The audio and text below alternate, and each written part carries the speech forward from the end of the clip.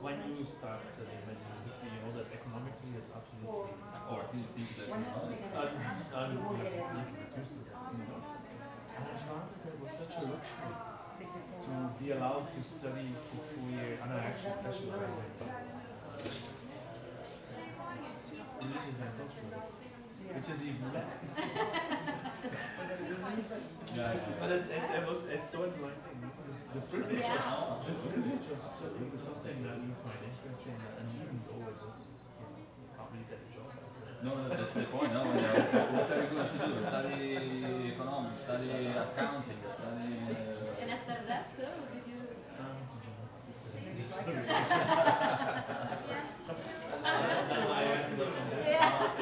Europe, Johns Hopkins, and then I rolled in this career, which took me not what I expected. No, you never. I mean, it's really, you never know where you will end. And I think because I do regularly this type of career.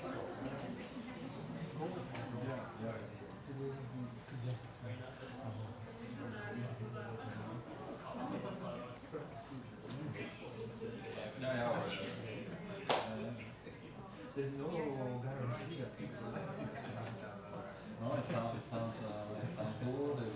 It's cool thinking down and traveling, but nothing. Traveling under 11. You know what? To write these terrible reports. Which is where I always fail. I never submit my reports and I'm successful. No, there's a nice part of the job, there are some parts that are not so known.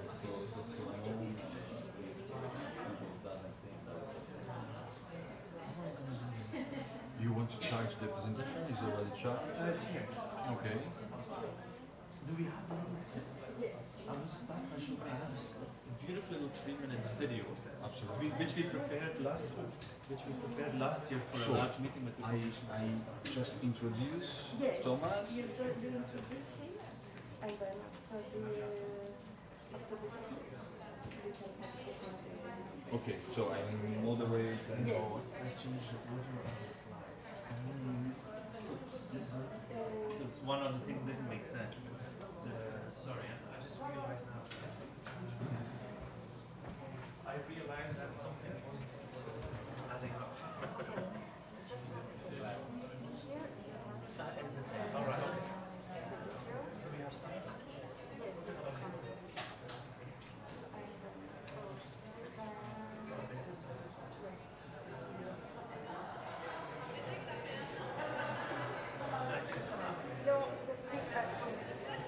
Okay.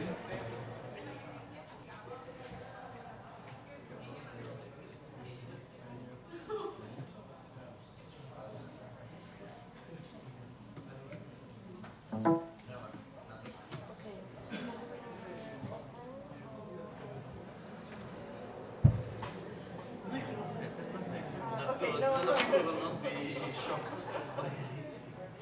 I think.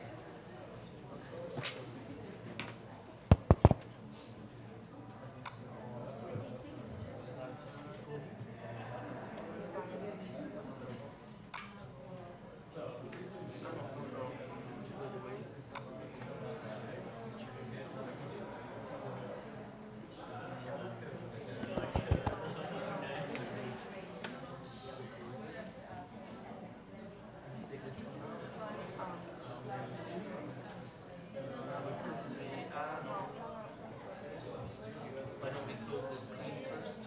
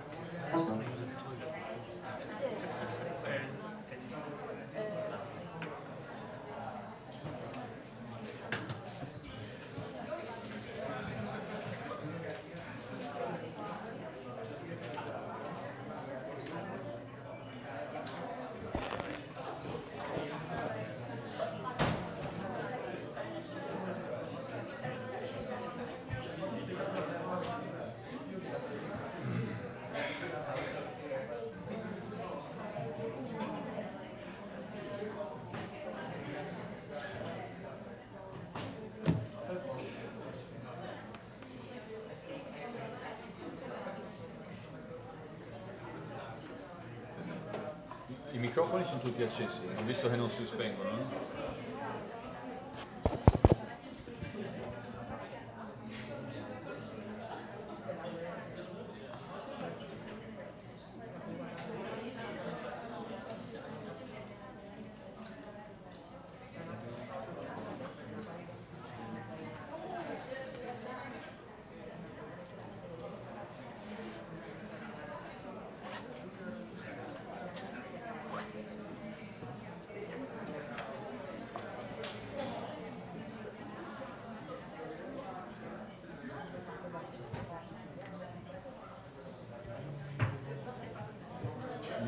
Ja?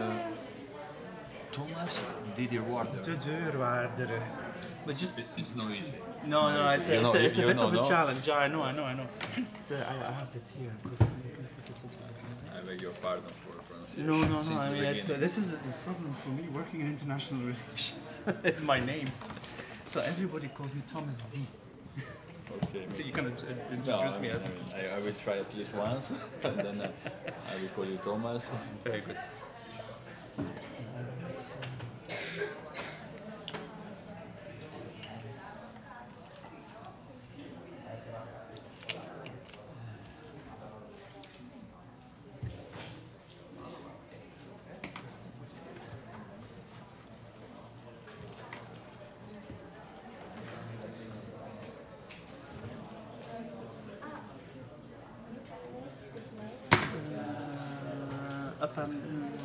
We continue. Yeah, I just need to know how to proceed. Yeah. Good. Okay. Good. Great.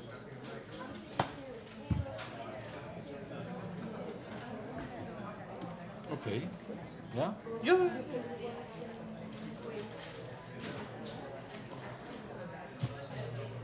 It's 7 past. We can start, no? I think. Let's It's wait. interesting. We all sit in this half and You we know, have an students have different strategies according You- to increase or decrease their visibility. I know. This I remember. I always tell them when you go to the cinema, you choose the best location. When you go to class, you prefer to. Try and hide a little bit. It's normal. Let's go start. I guess.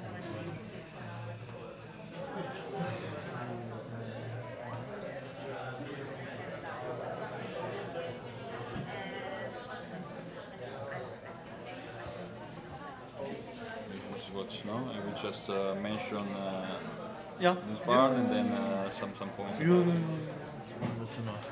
We don't need to overdo it. Okay. Good afternoon. Should we start?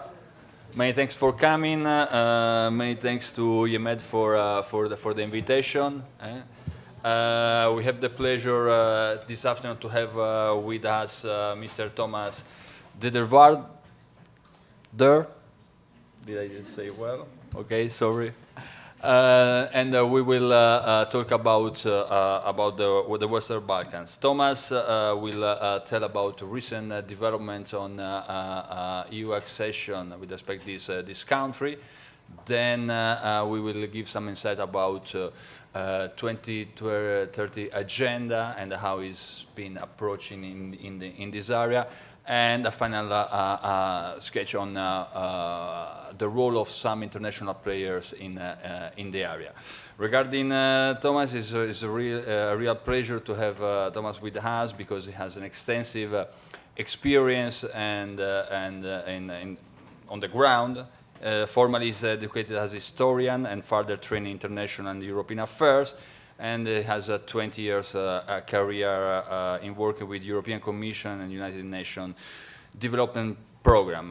He has lived in some of these countries, so we really have the opportunity to have information and knowledge from inside. Thanks, Thomas, for being with us, and the floor is yours. Good afternoon or good evening. I'm from the north of Europe, so for me it's evening by now. I'm Thomas Dedeurwaerdere, which in my line of work is a very difficult name, so I'm called Thomas D around the world, so please do so as well.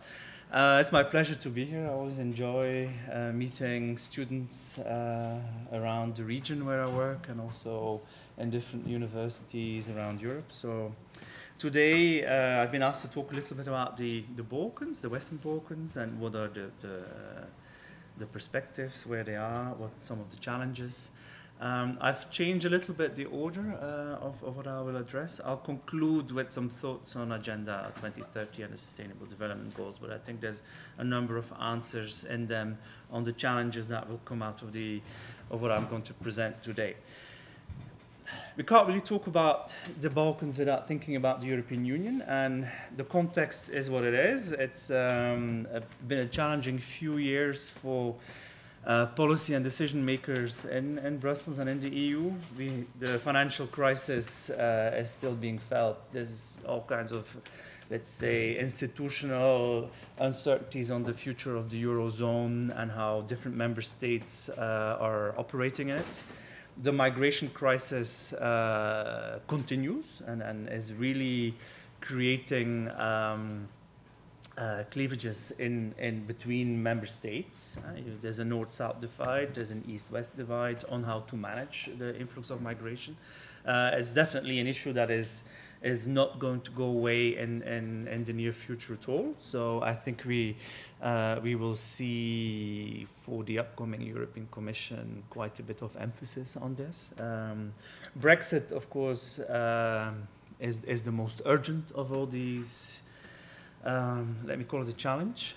I think we'll probably know a little bit more next week after the next vote in the House of Commons on what the future of this will be. It's definitely creating a bit of soul searching for European leaders, because somehow one of the important members is taking a step out. So how do you go forward? How do you reunite yourself as the remaining 27 member states? Or compounded by this elections for the European Parliament now in May, but probably a little bit different political constellation in Europe. We have traditionally had what we call the Grand Coalition of Socialists and Christian Democrats, which will be smaller in size, and some, for the first time, more political voices questioning Europe. I think that will be the main challenge in the upcoming European Parliament, and linked to that also the installation of a new European Commission. So this year is a big transition year for the EU, and this has its impact on how they deal with the Balkans. We really have to look at the map and show you how different countries are placed in their progress towards the European Union. Slovenia and Croatia are members. Montenegro and Serbia are negotiating, and the speed at which they do so varies. Sometimes it accelerates, sometimes it decelerates a little bit. We are very hopeful this year for Albania, and I should have put North Macedonia, now that we have reached an agreement. But the expectations are quite optimistic on the European Council in June taking a positive decision on the next steps for these two countries. And then, of course, we have Bosnia-Herzegovina, that is at very initial stages, with what we call having replied to the European Commission's questionnaire, which is basically a first assessment on a country's preparedness on dealing with EU legislation, the bulk of which, the acquis communautaire, I'm sure you're familiar with this. And then Kosovo somehow is coming in at a step later. Right? It has a stabilization and association agreement, but there are many complex questions around Kosovo, including 5 European Union member states not recognizing the independence of Kosovo. So that somehow makes decision-making more complex. Now, in terms of how has the current Commission looked at the Western Balkans? I think this is very known, very famous, that in 2014, when Juncker did his first big statement in the European Parliament, he said that there will be, in my commission, no further enlargement of the European Union. This is a fairly strong statement. In fact, this statement was correct, because you'd need between 8 and 10 years to negotiate all the chapters and get it ratified by all the already EU member states. So in terms of arithmetic calculation, this was correct in 2014. But as political message, this has been very difficult, because as for political leaders in the Western Balkans, to continue to motivate the society to go through quite deep and costly reforms is complex when you get this type of message that you keep on pushing that accession date further in the future. Now, last year, for a number of reasons, the Commission presented a new strategy for the Western Balkans, which very much wanted the Commission to recommit to the Western Balkans, and in which it also gave like an initial indicative date for accession in 2025 of Montenegro and Serbia. I have some graphs on how we look at those timelines, and it gives a bit of a perspective. We'll come to that later. And then it also wants to encourage the other countries, Albania, North Macedonia, and those a bit further behind, Bosnia-Herzegovina and Kosovo. Now, it wanted to do 4 things, this strategy: to deal with internal EU readiness for further enlargement, and then I think the statements that President Macron has made last week have perhaps been not so helpful. Deal with the intra-regional conflicts, so there's still a bit of legacy of the conflicts in the 90s to be overcome. Encourage the countries to accelerate their reform agendas, to really commit to the reforms that are needed to join the EU, both in terms of adopting the bulk of legislation, but also in deep reforms of the economy and the society. And then a very strong focus on stimulating economic growth, because there are concerns on the, let's say, the preparedness of the economies to function in the European Union. So there's, I think, a bit of, at the moment, and I must say also in the United Nations, some concerns on issues of stability in the region. And there is a renewed political attention, including in the UN at the level of the Secretary General to the Western Balkans. The EU has wanted to send a positive signal of support to solving those kind of tensions in the Balkans last year. There's been the migration crisis of 2015 has played a big role in this, which was very much the Balkan route, which has led to many questions on how do you manage borders in the EU, but also to the Western Balkans. Issues on social cohesion for affected municipalities, because I was actually in Skopje in the summer of 2015, and we could just see people walk through the country. It was absolutely incredible. So how does a country deal with just providing basic health services, dealing with the waste collection? So we actually, as UN, we bought trucks to clean up the rubbish that was stayed behind. So it creates a lot of questions on how prepared are authorities, societies, municipalities to do this. Anyway, but that's kind of a side thought. There is a very strong sense of historically the Balkans being part of Europe and wanting to somehow bring it all together. And then there's a bit of concern, and we'll talk about this later, on other international players and what are they doing and why are they doing it. And I may actually have a number of facts on this, but I may actually have more questions than answers to these facts. But we will talk about that, and then we can have some discussion on it. Now, in an attempt to make all of what the Commission wanted to do last year, they packaged this in flagship programs, which is very much, and I've discussed it with my colleagues in Brussels, was very much a way of making the communication on what the EU wants to do in the region easier. So basically 6 broad areas where the European Union wants to support the countries: rule of law, security and migration, socioeconomic development, transport and energy connectivity, digitalization, and then finally the issue of reconciliation and the relationships between the different countries. I'm not going to break it down too much, but in terms of, for instance, on the rule of law, the big issue is in the countries when they reform their judicial system, are they actually having more results? For instance, we've been investing for many years in prosecutorial capacities, but what happens when a case goes from the prosecution to the court? And how many cases do you actually have convictions? And that's what the Commission is going to try and measure in an objective way, and then try and identify where the bottlenecks sit in the process of rendering justice in a country. Security and migration is a big issue. It's about protecting borders, it's preventing terrorism, because this is the reality we live in, also dealing with violent extremism and risk of radicalization in some of the societies, and then finally also about migration management, which is the ever-present theme. In terms of socioeconomic investment, they're looking at stimulating investment, both in terms of large industries, but also creating the more Western European model of small and medium enterprises as a driver for economic growth. And they will do this by providing concrete assistance, but increasingly through loans and guarantee schemes that make for local investors access to finance easier, because it is still very difficult to get a credit in the Western Balkans. If you're a new entrepreneur, your interest rates will be very high. So the Commission is trying to mitigate this and make sure that more people can have access to capital if they want to start a business. Digitalization is I find it very interesting, and we just discussed it with Andrea.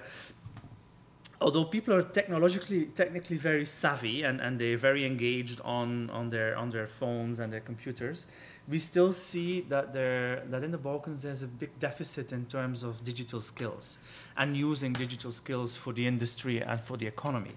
So that's something that also in the UN we work in, and the Commission is investing heavily in rolling out the digital society and the digital economy to the Western Balkans. And then finally, one of the big questions is the reconciliation. How do we deal with the legacy of the past in terms of transitional justice? How do we deal with war crimes? How do we document it? How do we solve them? And how do we engage communities around this? For instance, my organization, the UNDP, we work on war crimes, and we work together with the prosecutors in not the Kosovo conflict, but more the Bosnia war, and we actually provide technical support so that prosecutors can in confidence talk to each other on some of the cases they're working on. And that platform of bringing a safe space where the discussion can take place is having very, very small but promising results. And it's interesting that this hasn't somehow happened. So the big cases went to The Hague, to the ICTY, but there's a lot of other cases that just need to be discussed and justice needs to be rendered. So that's one of the big challenges because it's very political. So governments may change their position as they go, or you have a change of government that then takes a different position, and then the prosecutor, of course, has to find his way in such a constellation. Now, last year was somehow the Western Balkans dominated my year last year. We also then had the big summit in Sofia. It had been 15 years ago since it had been an actual summit between the EU leaders and leaders from the Western Balkans. So in terms of commitment and confirming that commitment, I think that was very important. You will have heard about the 2003 Thessaloniki summit, which really gave this perspective of the Balkans joining eventually the European Union. And I think it was very important that at the level of heads of state and government, this was reconfirmed. The Croats, when they will have their first presidency of the EU, are also planning to have a summit, which will be in 2020. So we'll have to see how that will go.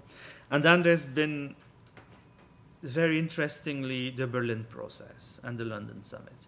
The Berlin process somehow is an initiative driven by Germany, by Chancellor Merkel, and it was intended to be 4 consecutive years of large summits on the Balkans, very much looking at security issues, economic development issues, and connectivity, and then societal challenges, let's say.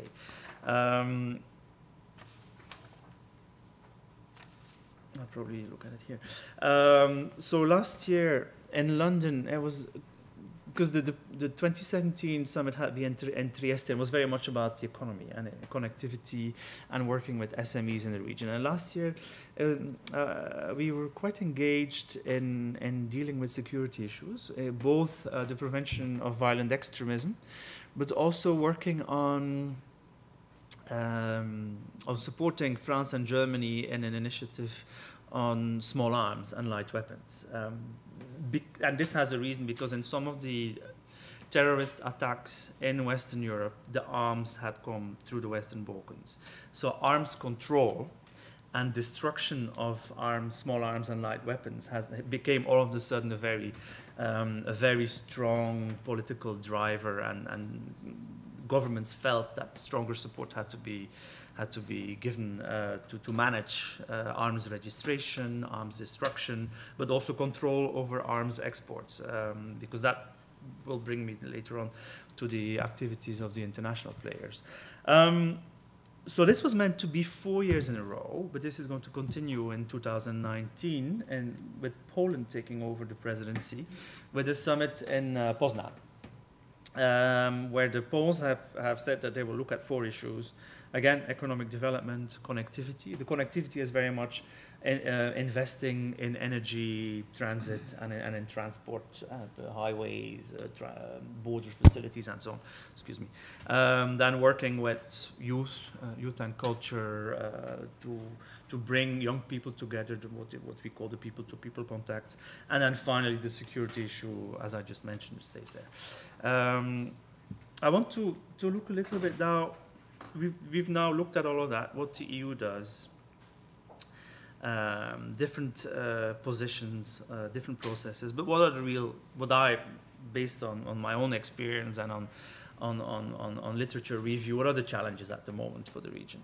I mean, stability and prosperity is there. I mean, the levels of economic development remain challenging and remain a cause of concern and could contribute to stability issues in the region. So I think both investment and modernizing the way economies work in the region will be increasingly important. Governance, we see that there's a risk of some of the gains and the progress that has been made since the beginning of the 2000s or 21st century are somehow at risk, with some concerns of gains in democracy, some proven concerns on freedom of the media and freedom of expression, and then the rule of law. And so that together really gives us some reason to doubt on the status of of governance. As I mentioned, weaknesses in the economy. Demography is very interesting. Very, very soon, the Western Balkans will face quite rapidly aging populations. With, on top of that, still outgoing migration for young people. So young, educated people tend to leave the region, and there is a renewed brain drain in many ways, and that would hamper the further development. And then, of course, the population size itself. I mean, you're going to have a decline of population in the Western Balkans, most likely by 2050. And now you have a population of about 18 million, but we expect that this will definitely not increase, but rather decrease. Technological readiness and educating people to be able to use technology is very important. So if you really want to industrialize the economy and create productive capacities in the Balkans, there is a need to reinvest in adult learning and vocational training and preparing people to be able to work in a very contemporary and modern setting and to be able to produce products for export. I'll come to some export figures in a minute. And then which is something that's less known or less discussed in the public discourse, is the exposure to the impact of climate change in the Western Balkans, which is one of the highest in the world. And they're very prone to national hazard, to national disaster. Floods, wildfires, drought, landslides. Some of you might remember summer of 2015 in Bosnia and Herzegovina with incredible floods. I think about half of the country the villages were destroyed. Landslides that brought entire sides of hills down with all the houses. So we've really had to reconstruct housing urgently and rebuild bridges, local infrastructure to make sure that markets could continue to function. And we then had the same thing in the winter of 2016, winter and spring, late winter, early spring, in Albania and in Skopje in northern Macedonia. And again, that, for instance, because it came at the end of winter, destroyed the entire crop for the summer of 2016. So in terms of agricultural productivity, we had a big challenge. So there again, we had to, for instance, repair in many municipalities irrigation systems because they just had been filled with mud and dirt from the landslides that came from the heavy rainfall. So it's really, the Balkans has a very specific set of challenges there. So if we then look at the map, I'm going to add the political challenges. There's a lot of discussion at the moment on the Pristina-Belgrade dialogue, and we're all very hopeful. There's a lot of discussions. There's not a lot of it is being made public. A very interesting issue has come up since last year, and it was somehow exchange of territories between Preševo Valley and northern Kosovo. I always thought that there was a kind of an international agreement that exchange of territories would be unacceptable, but I looked again today at the statement of Sebastian Kurz, so the Austrian chancellor, who actually said that he would be open to discuss this. So a lot of unknowns there, but it has a number of risks. So you look at population movements and so on. Sanjak is Muslim communities on the border between Serbia and Montenegro. And then in Bosnia, the relation between the Federation and the Republika Srpska remains extremely complex. This is the way the Constitution, or the Dayton Agreement that somehow defines the Constitution, has made the setup of the country, and it's extremely difficult and extremely delicate. And it remains something that all of us are a bit confused on how we could move forward with modernizing the system in Bosnia and Herzegovina. So these are issues that, and then you have still the area. It says here Western Macedonia, the area around Tetovo.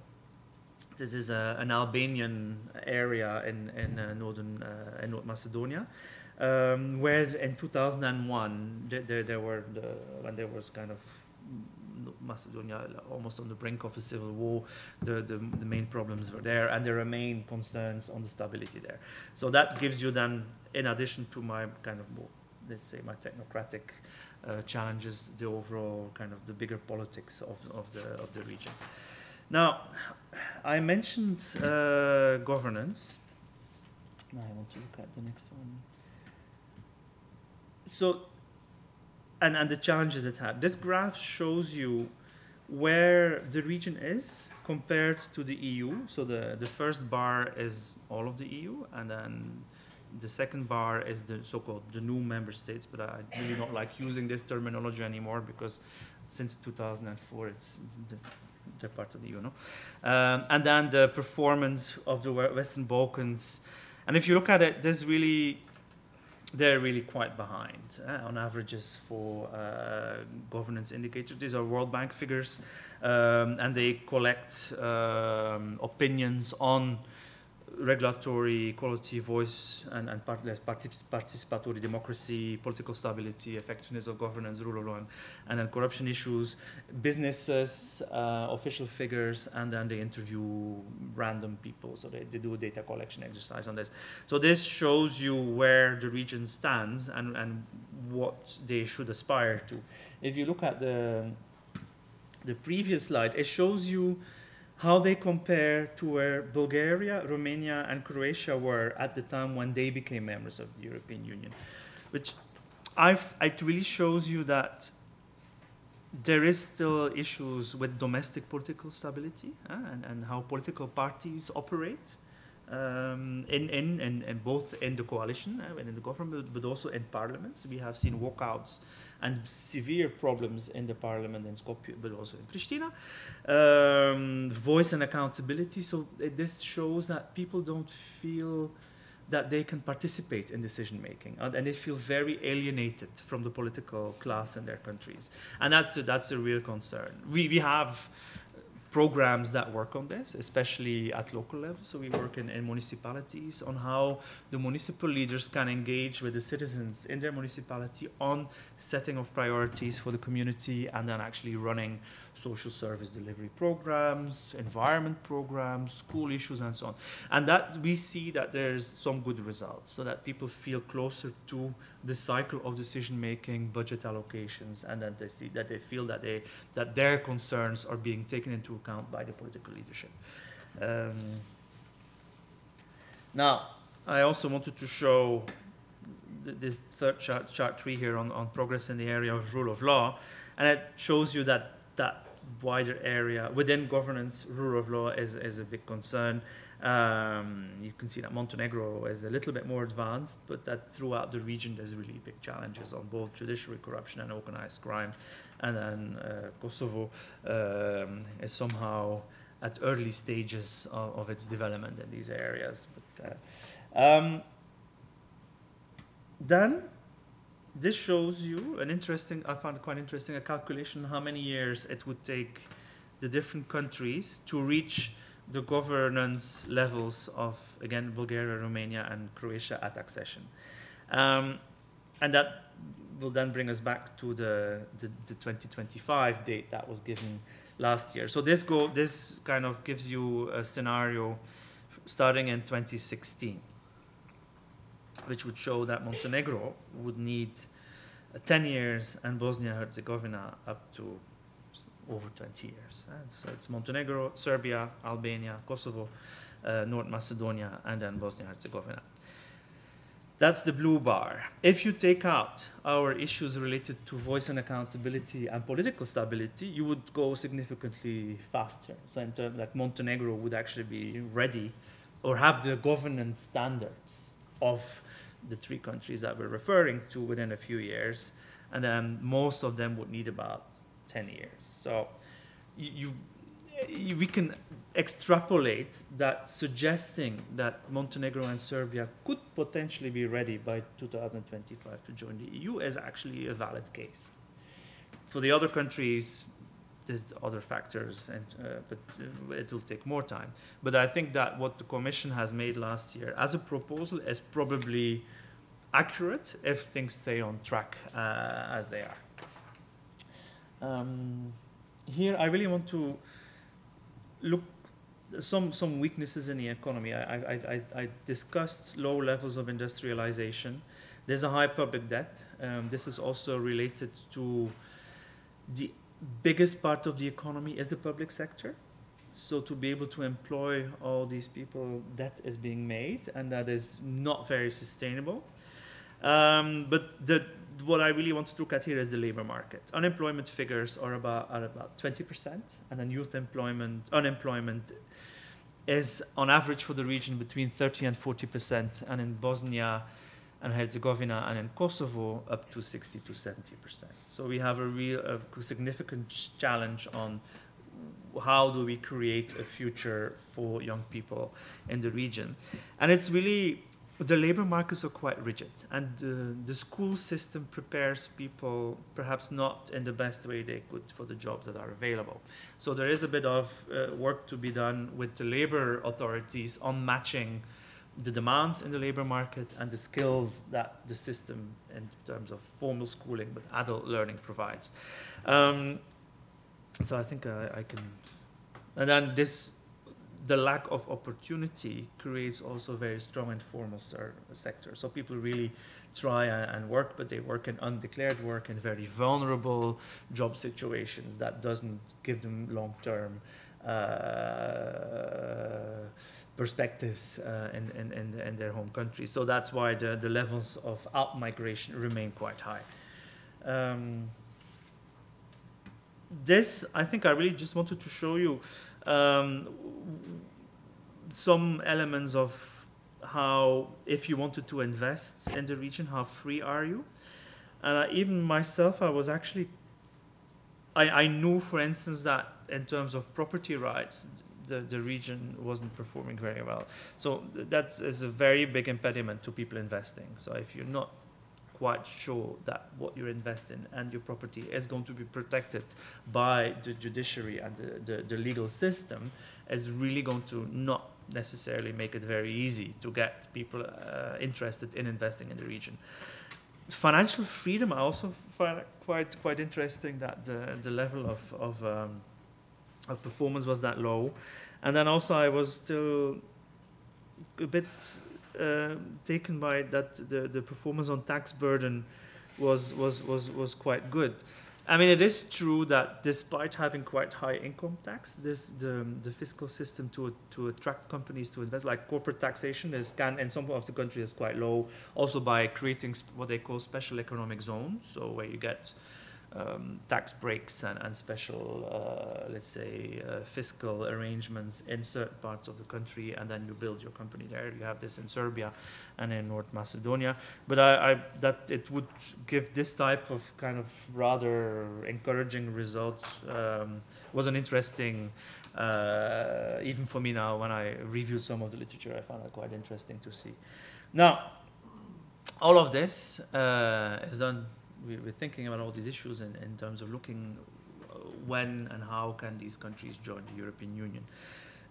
This is based on the Commission's reports on the countries in 2017 and is a calculation on the levels of preparation in aligning of domestic legislation with the acquis communautaire. And in the end, it just shows you that only in 6 of the 35 chapters, there's a notion of moderate preparation. And in the majority, most of the scores here are around 2 and slightly above 2, which basically says that you have started preparations and there are some initial results, but you're still very far away. So that I really, I think it's an interesting chart to look at in terms of the road ahead and what countries need to do in terms of also complete their kind of legal alignment with the European Union. Now, so all of this shows us that, first of all, the communication from the EU to the Balkans has been unclear in terms of what is the expectation. The process is complex in terms of what we expect in legal alignment. It's complex in terms of economic challenges, and it's complex in terms of governance. This has created a sense that other global players are more present in the Western Balkans. And we'll look at this now. But first, I wanted to think of, because there is a sense of a bit of, some of these actors are becoming so big in the Western Balkans and what is. But then I said, let's look at the economic figures. So in terms of foreign direct investment, the EU share of FDI in the region remains 60%. Then you have the Russian Federation with different, according to the countries, different levels of share of FDI, which is the highest in Montenegro and in Serbia. In Turkey, the investment is the highest in Kosovo at 14%, and then lower than 10% in Albania, North Macedonia, Bosnia, to 1% in Montenegro. Trade, exports from the region. Over 60%, some figures even say 70% of exports of the region go to the European Union.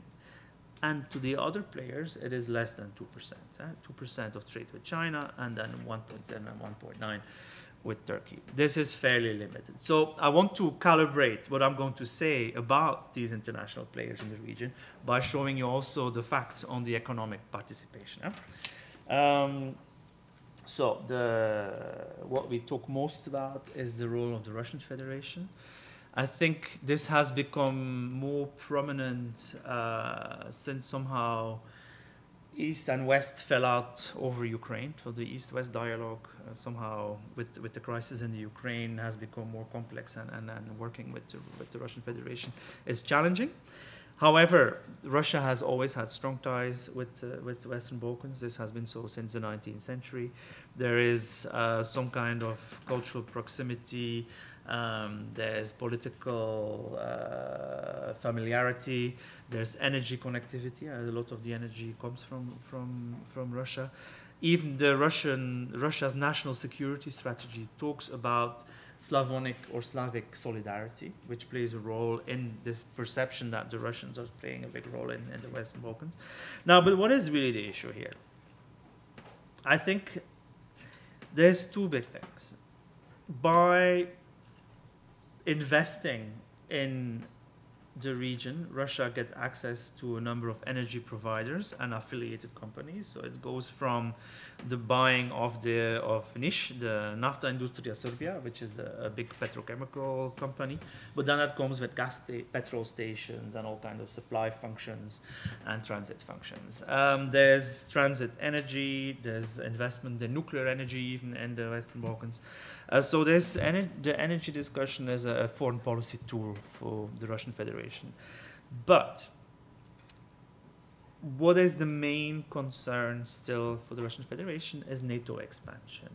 So that is very complex. And I'm a little bit at risk here talking as a UN official about the Russian Federation. But I mean, there's a certain fear that further expansion of NATO would be a security threat to the Russian Federation. And also being present in the Western Balkans allows them somehow to slow down certain European processes. I think so. I mean, and then in terms of their investments, it's, as I said, very much energy, and then there's been a lot of private real estate investment in Montenegro, for instance, because also the Montenegrin authorities have been engaging in this. And if you go to the Montenegrin coast, you will see all the new luxury hotels that are basically owned by Russian financiers. Turkey has a long history with the region. There's somehow a sense of neo-Ottomanism at the moment. It is definitely a sphere of influence for Turkey. Different from the Russian Federation, Turkey has never objected to EU enlargement to the Western Balkans. And I think that's very important to bear in mind when we talk about this. So they actually have, and Turkey is a NATO ally. So they don't, that discussion is just not there. So what I think it's very much for Turkey, it's economic opportunity and it's soft power, soft diplomacy. They've come in after the conflict with TICA, the Turkish International Cooperation Agency, with development aid. There's been major infrastructure projects that have been funded by the Turks, including highways in the region. They've helped with restoring, let's say, social infrastructure, schools, hospitals, universities. There's been investment promotion for Turkish entrepreneurs in the region. And they have played a role in kind of facilitating dialogue at very local level between communities. But their focus is really on areas of the Western Balkans with Muslim population. So it's Albania, North Macedonia, Bosnia, Kosovo, and then Sanjak that I just mentioned on the border between Montenegro and Serbia. And the soft power, I want to come back on the issue of the soft power because it's really very strong. There's a lot of students from the Western Balkans that go and study in Turkish universities. I've been, and I lived in the Balkans for quite a number of years, and I was always very impressed by the extent of Turkish Airlines providing flights in and out the region via Istanbul, and that remains the case. And then there's this one case of this soap opera, which you might think that this is perhaps a bit anecdotal, but this is interesting costume drama soap opera about Suleiman the Magnificent that everybody in the region watches. So, but this really gives also influence over people how they see another actor. So they've been very smart in what they have put forward as a value proposition to the region. China was even on the mind of Commissioner Hahn earlier this week in one of his latest press interviews. Commissioner Hahn for enlargement in the European Commission, of course, where he actually said that the Commission may have underestimated the role of China in the region. For now, the interests of China are commercial. And I think it's through infrastructure, big infrastructure programs and loans, we can ask questions on the format of the loans and on the debt sustainability for the governments that take them on. Now I forgot what I wanted to say. The question is why China invests in the region, and that's not quite sure. I mean, of course, they invest to make money, but I think they also invest in the Western Balkans because it is an area close to the European Union where you can still invest and start producing and then export to the European Union without having to fully align with European rules and regulations and the acquis communautaire. For instance, even when they do the infrastructure work, you can be involved in large infrastructure work in the Western Balkans without having to go through European public procurement rules. So there is, I think that probably is part of the interest of China, and it's of course for them, it's a connector between the Black Sea and the Adriatic, as it is the case for Russia. It's access. It's also they have a majority. The Chinese have a majority stake in the port of Piraeus in Greece. So building highways that bring goods down to the port of Piraeus is in their interest. And then the most recent actor, or the most that people now discuss the most, or recently discuss more about, are the Gulf states. So Saudi Arabia, the Emirates, Qatar, and Kuwait. I remember after the war that they were already present, and they provided very quick humanitarian assistance, building schools, building mosques, to some extent, and also populating them with imams from the region, which introduced perhaps another form of Islam, more Wahhabism, rather than the Hanafi Sunni school of Islam that was traditional prevalent in the Western Balkans, and that takes perhaps a bit a different view on the other monotheistic religions, Christianity and the Jews. Which now we have a concern. We see that this might have created a little bit more risk to radicalization. But I'll calibrate this at the end of my statement because I think it's a dangerous statement to make. But in the wars, they were present with humanitarian aid, but also there was arms smuggling, and there were volunteers from the Gulf in the region being part of the conflict. So it's interesting that they have now gone beyond the, let's say, cultural and religious engagement in the region, and now have started investing tourism. There's been an enormous saga on renovating the waterfront in Belgrade. The main shopping center in Sarajevo City Center, is owned by actors from the region. There's increasing tourism. There's being a big spa being built with money from the Gulf. Air Serbia is now owned by, I think, Qatar Airways. So you can see that that's the kind of economic penetration in the region has increased a lot. And in addition, there's more development money coming from the region. So grants, in terms of grants, but also in terms of loans. A very interesting observation was that in a way, in the immediate aftermath of the conflicts, they even replaced a little bit the provision of social security in some communities by providing education, by providing healthcare. And that has created a certain role of the countries in the Western Balkans. Now, I really want to be very careful on what we say on extremism and so on, because it is a very complex issue. There's been, I think, collectively, the international community has studied it now for the last few years in depth. Of course, there is economic drivers. There's the fact that governance and institutions are weak, that social services are weak, play a role. But what also in UNDP and our studies we have seen is that the sense of not belonging to a community has been the strongest driver. So it's really, we need to work in the region with youth and with their participation in society, with youth organizations, looking at specifically how can we get youth in the labor market as a preventative measure, because that really seems to have, that has come out strongest in our studies. And I think it also calibrates some of the other messages around extremism in the region in a way that I think is more just, and also gives us more opening to actually work on measures to mitigate this risk. Now, finally, the Balkans are on their way to Europe, but they're also part of the global community. You will know that in 2015, the Sustainable Development Goals and Agenda 20, and together with the Paris Agreement, the Agenda 2030 was adopted.